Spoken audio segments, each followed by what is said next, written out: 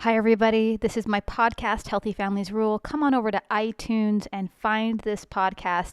We air every Saturday morning at 6 o'clock a.m. Hope to see you there. Okay, you guys, today I'm here with Debbie Godfrey, and she is the world's positive parenting teacher. I'm really excited to have her here. She's got incredible credentials here, Debbie. You're a certified parent educator and you have over 30 years expertise in the parenting education field. It also looks like you've been into some schools teaching this positive parenting style and throughout your community. And not only that, but all over the world as well. It sounds like you've been in India and China. Is this correct? Yes, it is. Oh my goodness. I'm looking at your biography and you just have so much here. It sounds like you bring a lot of experience to the table. And this is perfect for my listeners because most of my listeners are moms with these school-aged kids, and we're trying to really figure out how to be the best parents we can be for these kids. And we mess up, don't we? We're not perfect. We're going to mess up. But positive parenting, can you tell us what positive parenting is? What is this? Well, I still feel like positive parenting is really a verb. It's something that you do. And I think there's as many ways to define it as different people that teach it, right? And so for me, it's a way of disciplining that builds a child's self-esteem while at the same time correcting the misbehavior. So the old forms of discipline, which what I would call negative discipline, would damage their self-esteem. So spanking, yelling, hitting, grounding, all the very coercive forms of discipline that are associated in research with negative outcomes for children. Those forms of discipline may have corrected the misbehavior, but it always damaged their self-esteem. And there's that old term of breaking their spirit. And so to me, the true essence of positive parenting is to raise and discipline our children in a way that doesn't break their spirit, so that we can nurture them, build their self-esteem, yet still make sure that they learn proper ways to be, and kind of semi follow the rules, and that we can all get along, and that they're doing what they're supposed to be doing and being responsible and respectful and all those sorts of things. So it's much more work typically than the old forms of discipline. It's super easy to yell at them or spank at them. Right. It's much more work and thought and forethought to come up with a solution that not only corrects the misbehavior, but also enhances their self-esteem. Okay, and I want to talk about some of those ways, but I gotta say, I'm on board 100%. I love this positive parenting theory, but a lot of my family and friends still use methods like spanking, and because that gets the result they're looking for. It does produce some fear into the child to where they're not going to do that behavior again, especially when you have a strong-willed child and you don't want to break their spirit, but you also kind of want to break them into better habits. Do you know what I mean? And so this is a really tough one for parents to figure out what way will work for this strong-willed child. Do you have anything to say on that? Yeah, so most parents of those strong-willed children will tell you that they have to get more and stronger and stricter in order to get what they think is the result. Whereas the opposite often happens. Most of those kids actually do better in a more positive environment. And the problem is a lot of people mistake positive parenting with doing nothing. Like, oh, let's just like have a free for all and let them do whatever they want. And Right. they're just going to run amok. And that's the mistaken perception, I think, that gives positive parenting a bad name, or that causes those people that feel like they need to be super strict to shy away from it. Whereas, like I said, for me, implementing positive parenting tools and ideas actually takes way more work and thought. And I call it being relentless with love. So my kids just know that if I walk in and I've got the whole positive parenting look and they're just like, oh, just give it to her, do it, they know I'm going to come in, I'm going to smile, I'm going to rub their back, I'm going to be all, but I'm tenacious. Like, I'm not going to go away until they do what they're supposed to do. Right. But I'm not doing it by hitting them. I'm doing it by standing there and smiling and rubbing their back. And, I'm winning their cooperation over with love rather than fear. And I just want to pick up on what you said, Heather, about the fear. People mistakenly think that we need to instill fear in our children in order to get them to behave or to do better. And it's such a mistake, because as soon as you engage a child using fear-based discipline, what it does is it shuts down all of their thinking brain, their cognitive brain. Mm. So what they go into is the typical fight, flight, or flee, and they don't, or freeze, and they don't have the thinking happening about why should I be responsible? Why should I be respectful? What should I do that is helpful in this situation? All they're thinking is, how do I get away from him or her? He's going to hit me. I'm going to get yelled at. I got to hide from, I got to hide my mistakes. I mean, there's all this, the fear-based responses are not what we're looking for. That's not what those parents are looking for, but they mistake and believe that that's the way to get them. And so we want to keep our kids out of fear when we're disciplining them so that they can use their thought processes in order to function and do what they're supposed to do. And they can do it. And we don't give them nearly enough credit. And I spend a lot of time in my classes teaching parents how to ask questions rather than telling what your kids what to do all day, because that's going to lead them to be thinking people, is when you ask questions that cause them to go, I don't know about that. And instead of when we just say, go to your room, do this, do that, then all they do is fight against us, right? Because Right. we're bossing them around. Yeah. Okay. So this is a hard one for a lot of us because I have a strong-willed child and I want him to get certain things done, but I feel like I'm so controlling sometimes to make that happen. And he needs more. What I've learned from this child is he needs more freedom to be independent and feel like he has more power, or he will butt up against me. And this is the struggle with parents, is we've always been taught that's disrespectful. You're being disrespectful. Like there's that one word that keeps coming to our head that our parents told us over and over, that you do what you respect your parents and your teachers and your leaders or whatever, and you do as you're asked. And if you don't, I mean, that's being disrespectful. What do you say to the word disrespectful, and how can parents overcome this feeling of they're not respecting me, therefore I have to put in some control here in a way that might be really demeaning to the child? Well, I would usually, I mean, it's obviously going to be individual, but most of the time that child's disrespect, where do you think it comes from? Like, how do you think children learn respect? How do they learn respect? I mean, think about it. Yeah. But how from us? Is it from us saying, you better respect me? Right. It's not. It's so weird that we mirror their behavior and expect them to treat us with all this respect when we don't come at them with respect. Thank you.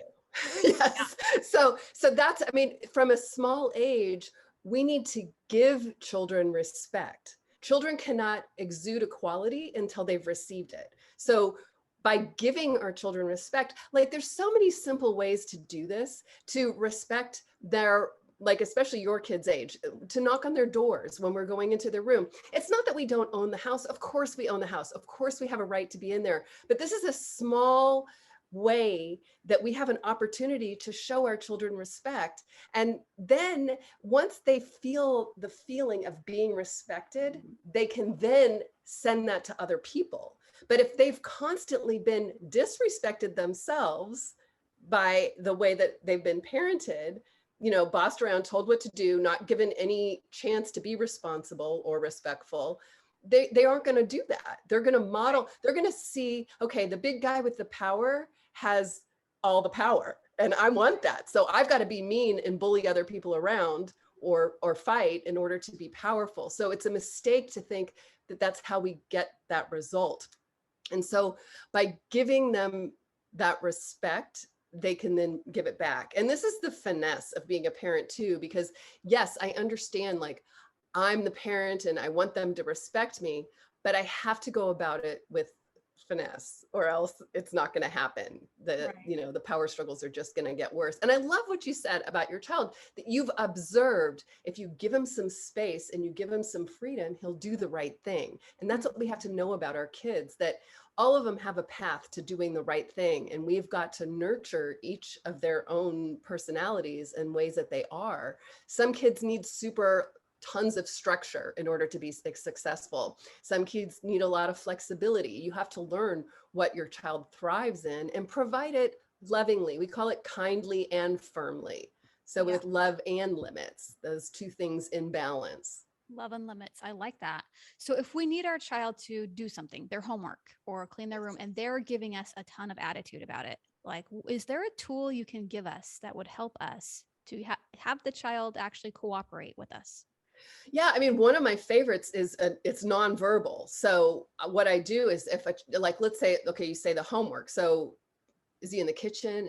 Where is he? Is he Right at the sitting? table. The kitchen table. Okay. And what are you saying? Do your homework and he's just ignoring you, or what is he doing? Well, they walk in the door, let's say this, and they want to just watch TV and get on computers and do all this stuff. And I usually say something like, look, when your homework's done, then you can. It's a when then type of scenario, But Right. even with that beautiful scenario, I still get like some pushback of, I don't want to do that. And this isn't fair. And you didn't make her the other day. And it just turns into this big thing, Right. So let me ask you this. If you've been out at work for 8 hours all day long, do you want to come home and walk in the door and like start doing more work? No, I absolutely don't. So first of all, we need to understand, like, I totally understand that with my kids. Like, who wants to be in school all day and then come right home and do work? So the first thing I would look at with that one, Heather, is what's the routine here and why isn't it working? So if the kids are repeatedly going against the rules, I would look at the rules first and go, wow, I wonder if the structure around homework could be a little bit more helpful to the kids being willing to do it. So in this case, because your kids are older, I would sit down and go, guys, I realize I've had this thing where you come home and you do your homework and then you can watch TV. And I see it's not working because you come home and you watch TV and you don't do your homework. Right. So what would be a solution? Like, what do you see as the solution or the right way to go about this? And talk to them. Some kids will try to negotiate maybe half an hour of some downtime when they get home, have a snack, watch a little TV or play games or whatever it is they're doing. And then there's, a set time to do homework. I know my son, he was the only one who did this. I have 3 kids. My daughters didn't do this, but when I had this conversation with him in middle school, he didn't want to do any homework after school. Like he was done. Yeah.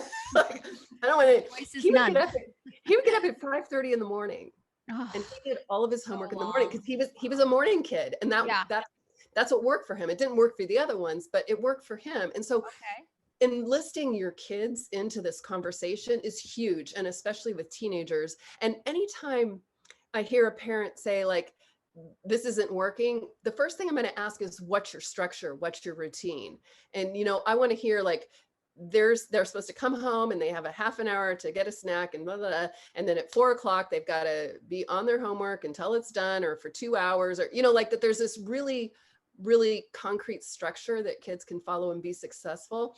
And once you have that conversation with them, have them putting in writing, like get it into contract form, have it be written out, and then stick it on the refrigerator. So the next time you're having that issue, instead of saying, hey, blah, blah, blah, you're doing this, you're not doing that, you go, what is the agreement? Like, what did you agree to do? Refer back to the contract that's on the refrigerator. So you're not being the bad guy. Their agreement is what's going to be disciplining them. And when you have 2 kids and you can do these kind of things like in tandem, you often get the 2 kids working together to get the things done, because oftentimes what they want to have happen doesn't happen until they're both completed with whatever their jobs or the structure, however this was set up. Right. I think for kids, you're right. They get home from school. They've been in school like 7 or 8 hours. They're tired. They want to come home and just have some downtime. But then if I give it to them, then I feel like they're not going to do what I want them to do.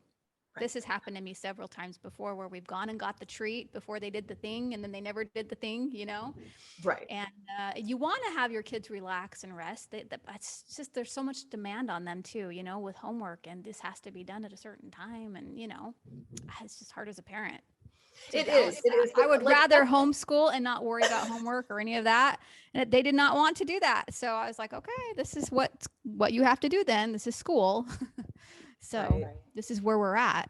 And I think every family. So there's a lot of things that can go into this, like giving them responsibility for their schoolwork. So I would love to hear the shift in this is their work and their responsibility. And it's, it's not that I'm making them do this. Right. It's, your work, your job is to do your schoolwork. How are you going to make that happen? It's not, I'm making you do your work. Right. And just that shift Yeah. and like the pronouns and the way we're going about it. Yeah. And what I mean, this is even something as simple as getting up in the morning. There's so many parents that I have that come to me who are still dragging their kids out of bed, like at junior high. And it's like, no, they need to be getting up and getting ready. My kids used to get up and be dragging me out the door, like, hurry up, we've got to go. I'm going to be late, because I made them in charge of owning getting to school on time. So it wasn't my responsibility. It was theirs to be on time.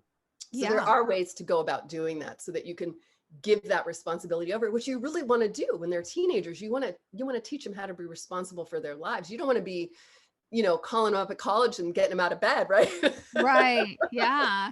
And then the natural consequence just follows with whatever they decide to do. And that's kind of nice because you don't have to be the one punisher. It's just the consequence that's the punisher, right? Yes. And that's what we want for our kids, is to learn how to follow these routines on their own so they can be like awesome citizens in their community, and people who can get to a job on time, like you said, and all that amazing, wonderful stuff, right? Exactly. Yes. Awesome. Okay. Well, let's head over to another question then here. What can a parent do when their child is destructive or hurtful? So there's corporal punishment that some people do, right? But then what can we do positively when something is being destroyed? And that it's such a good point, because when they're destructive or hurtful, that's a mistaken goal that we call revenge. So when a child is behaving in that manner, what we know is inside that child feels powerless or not valuable or not loved, and they're hurting the people around them the way they feel hurt. So they're like, I'm going to hurt everybody around me and show you all how hurt I am inside. So we have to understand that when a child's behaving that way, inside they're having not good feelings. Just like with the child that's power struggling, inside they feel powerless.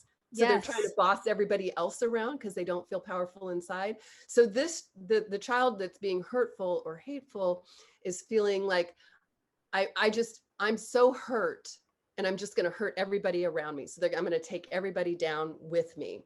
So the first thing with these, and nobody wants to hear this, but this is the only way out, is to refrain from punishing. Stop punishing, stop hurting them back, because that's what's perpetuating the cycle of, nobody likes me, everybody hates me, and I don't care anyway. So I'm just going to be hurting everybody else. And so to kind of hold back from discipline. I'm saying refrain, postpone. I'm not saying don't discipline. It's just like in this moment, trying to implement structure and discipline when the relationship is damaged, which is what has happened.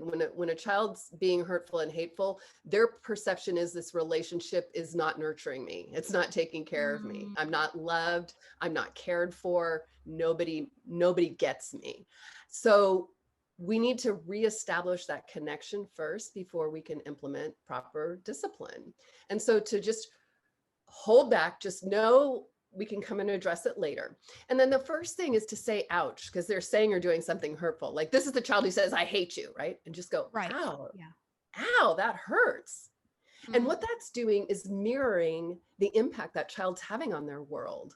So they don't often get it, but ouch is universal child language for that hurts. And so to use it when it's an emotional hurt rather than a physical hurt is really interesting. You should see the result. It has a child stop and think and go, well, she said, I'm gonna do that. Yeah, that's a really good idea. but it usually stops the snowball that's happening. And then I always look for, what have I done? Because most of the time when a child drops and, I hate you, or does something super destructive, there's usually something that led to it. Like, it doesn't typically happen out of thin air. And when a parent thinks it does, I always say, I want you to go back and really track over the last day or days or weeks of this child's life, because it rarely, and I would almost say never happens in a vacuum, like where nothing else has happened. So I look and go, have I been not paying enough attention to this child? Have I been too busy? Have I been working too much? Have I not been listening enough? Have I dismissed something that they've been approaching me with a few times where I just haven't wanted to deal with it? Like I really look and see, what have I done? And often in the moment, even where this thing escalated, I probably yelled at them. Like it Mm. almost always takes me yelling at my kid before they say or do something super mean and hateful. And Yeah. so if I've done that in the process, it doesn't matter who started it. And in fact, as the adult, I'm the one who needs to finish it. And so if I have yelled or done anything in the process, I'll say, ouch, that hurts. And I'll say, oh, I realized I was yelling at you and I apologize for yelling at you. Yeah. And I just stop at that point. Yeah.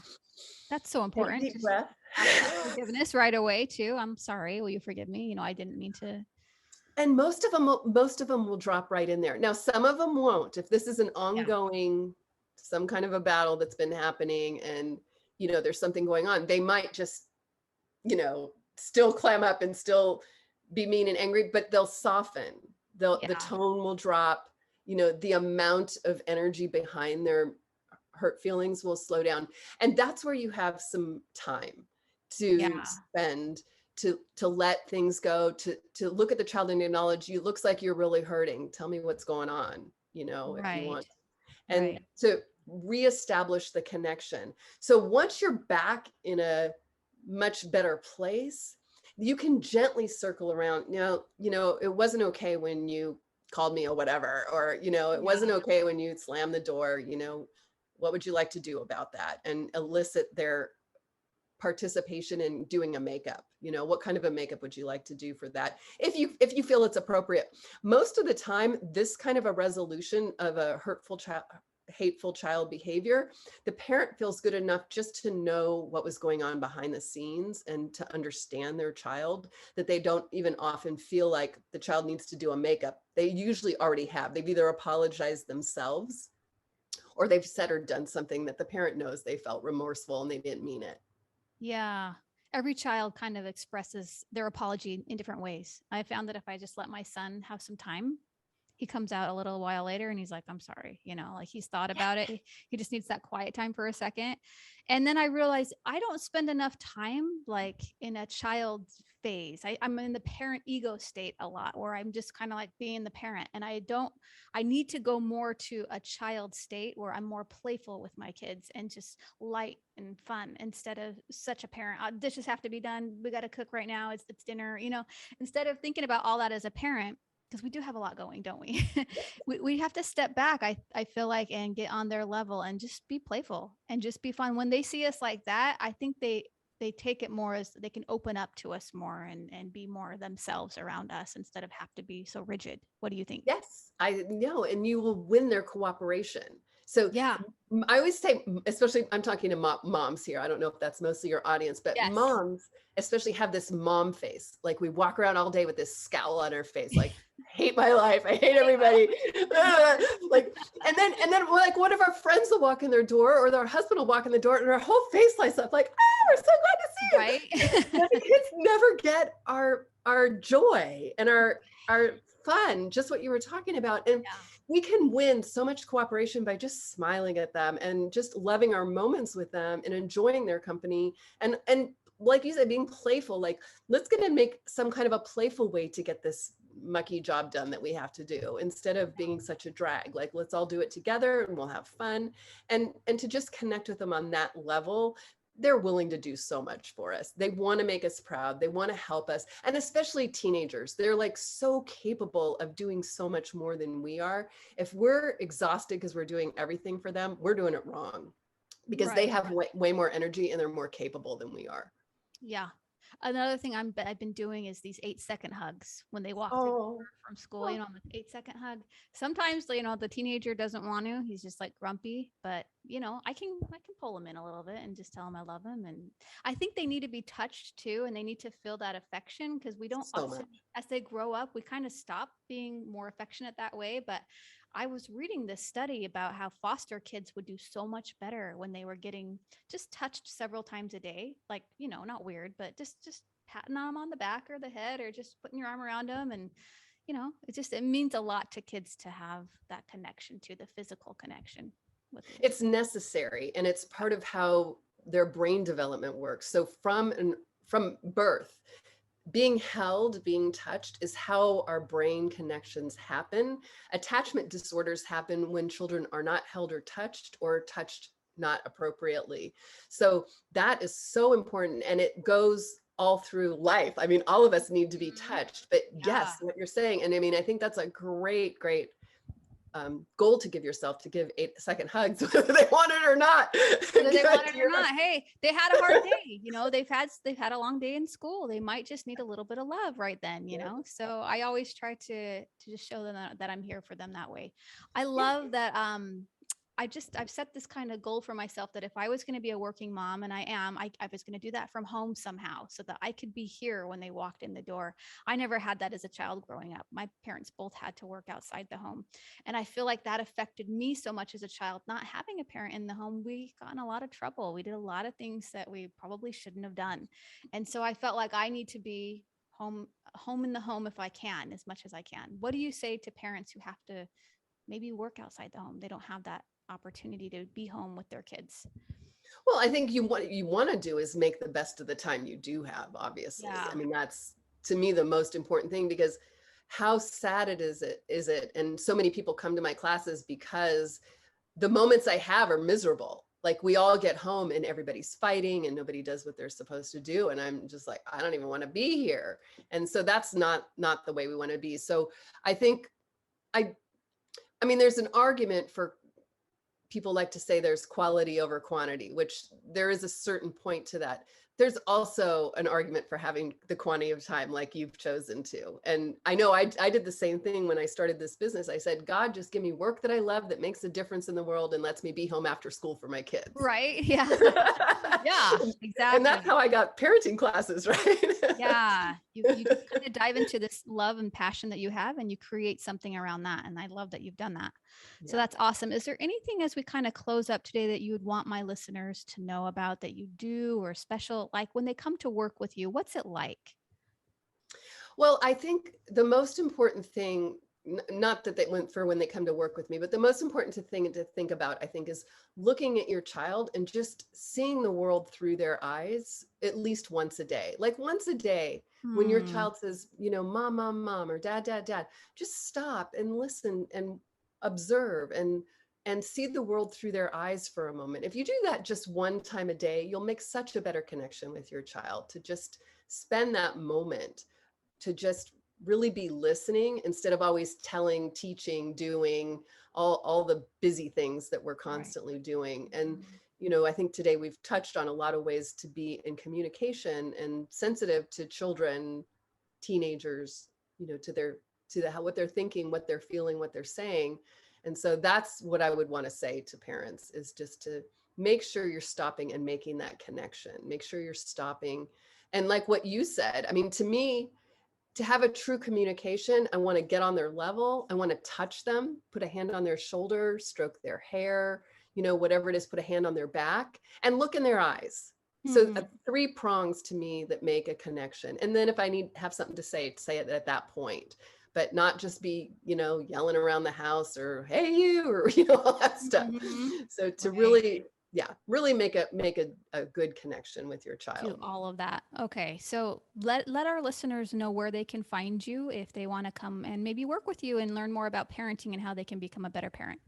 Yes, positiveparenting.com is my website. Oh, that's so easy. You got that. I know, it's so easy. That URL, huh? 1995. I said that. Oh my gosh. Yeah, that I would think that would have been gone long before, but you got that. Positiveparenting.com. That's right. Positiveparenting.com. And I do, I have a self-directed class that you can get where you listen to the lessons. And then I occasionally will do Q&A, group Q&A calls along with that. I'm also starting a teenage class in October. So that's not up on the website yet, but it's being worked on right now. It'll be up by the end of the week. And I do random things on Instagram and YouTube and Facebook. So I have pages over there too. You can get all those links from the website. From the website at positiveparenting.com. And would you say the main thing you teach is connection with parents and kids? Well, I mean, essentially what I teach is like an attachment-based parenting class. Like forming positive attachment is so important with kids. And while the class isn't overtly that, it's definitely all the communication. And I one time I got trained in an attachment based curriculum, and I was like, oh, I already teach all this stuff. Yeah. Like, Okay. but in a more practical way. Like, that was a therapeutic class, and I'm just doing, this is for everybody and anybody. This is just good communication skills and tools that nobody taught us. Most of the things in my parenting class, it's like, oh, duh. Right. Yeah, exactly. Okay, that's awesome. Because I know my listeners are going to go, well, I want a little bit more. So where do I find her? So, okay. Well, thank you so much, Debbie, for being on the podcast today. Really appreciate your time. And thank you so much for having me. I really appreciate it. It was an honor. Oh, I love getting to know new people and what they do and how they can serve my audience better too. So I appreciate you. And we'll see you, hopefully have you on maybe another time. Thanks so much. Okay, thank you. All right. If you loved this podcast episode, go ahead and give us a rating in iTunes. And please like and subscribe to this channel.